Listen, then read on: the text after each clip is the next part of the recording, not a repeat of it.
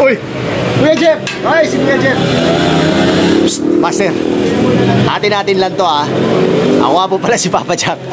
Narito ako ngayon sa Pops Bike Shop. At may nakita akong napakagandang frame na talaga namang masaswabihan ka. Una-una papakita ko muna sa inyo yung decals nito.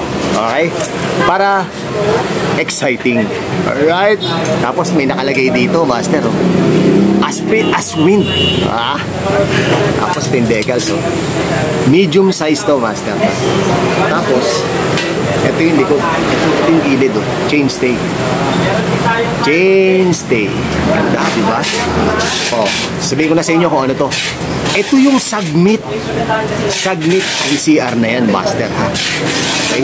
Napakaganda, diba? Tapos True Axle. Ito yung Boost version 2. Okay? Crazy Boost version 2 ni Submit. Napakaganda. Ang nipis. Napakanipis.